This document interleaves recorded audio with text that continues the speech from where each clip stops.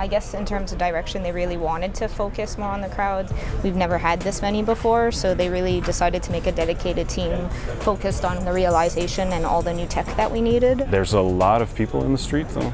Lots of people. Lots of data, lots of mocap. We get 3 actors, and together they need to tell a little bit of a story. And different stations together can tell a new story. If you take a bunch of people dancing and clapping, you put a fire, then it's like a little party. But the dancing can be used in a tavern or different places, so all these things are Lego blocks. So what we'll see now, it's still early, nothing in there is final. I think one of the major things I would say that we're focusing on is the moving crowds. Before, you still had crowd flow, you had lots of people in the crowd flow, but everyone was basically always walking straight. There was no real purpose. I think that's something that's new in ACU, where it's no longer just the player's actions that causes these moments in the crowd. It's really the whole ecosystem that's aware of everyone that's around them. So this in here really is more of a test map. It's more of a shopping map for the moving crowds. So this is where you'll see some of the crowd events, so the systemic moments that pop up where the player can intervene. You'll see some of the AI interactions. This here is a group behavior, so you see some guys dragging someone through the crowd. So we're really putting all of our examples in this test map, so then our level designers, mission designers can see, oh, I've got a woman carrying like a basket. This is one more for the revolution where someone's walking around with a head on a pike, but it's really for us to test out all of our systemic moments with the characters. Because if you just have people walking and then people on the side of the street, you can feel that something is wrong. You feel that it's not natural, but all these systemic little things that we see here mixed in with all the stations and the narrative and all these different things just make it feel like the city is alive. Here's a couple that are walking on the street, something that we've wanted for many assassins, saying, can we just have people holding hands? I think it's been since AC2 that we said we want to have people holding hands. We were thinking back to ICO, like way back in the day, and they're like, oh no, hand stretching, but it works really well actually. But yeah, the programmer over there is like, I made it happen. It's actually the programmer who did the free running in AC1. All the group behaviors, all the things with the couples holding hands, the things with people dragging people down the street, it's the original programmer from AC1 who did all this. And which sounds simple, but are very complex really setups. Complex, yeah.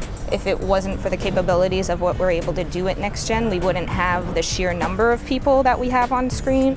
Just in Paris, we have over 30,000, and we could have 12,000 on screen just at one time. So just here, this is one setup where within the whole thing, this isn't one of our missions in the game. There's 12,000 characters. This was based off of historically what actually happened, the number of people that were here. The way it works, there's 100 of the characters that are near you that are all high res. So they're the ones playing the really heavy, really beautiful looking animations. But then in the distance, they have lower number of bones, so their skeleton is much lighter, so the animation doesn't cost much, and that's the animations that are replicated on all of those characters in the distance. But then when I jump down, you'll see everyone that's going to be around me at this point, they're going to be the high-res characters, and they're going to be the ones playing the full animations, and we're able to have lots. I mean, we have hundreds of animations that could be played on the bulk crowd, and we could have more if we wanted to, but again, we made animations really based off of certain moods and what would fit for certain missions as well. To me, like, the bulk crowd is what got me into it, like seeing all these thousands of characters. To me, that's like my favorite feature, the one I love to work on, and making these things feel natural and just walking through them is what, yeah, I love it. I think it's cool.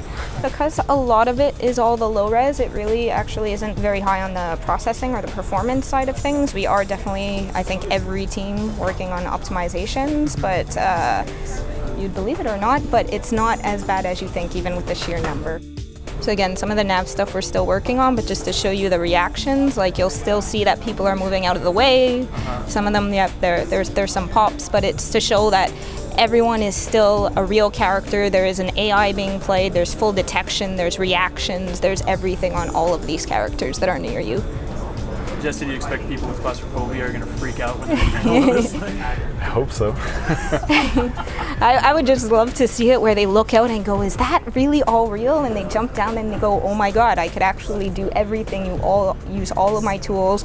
I could just run through and everyone's still going to move out of the way. So everything is ongoing. We're sort of polishing, and there's so much stuff, so we have to work on everything. But yeah, it's...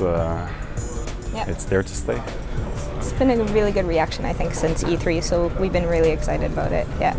If people walk to our world and feel like it makes sense and they're looking like they're actually living in community and everything, then I think that our job will be done well. I think that we'll be happy just Hope so. to give that flavor to the world, just make everything else seems better.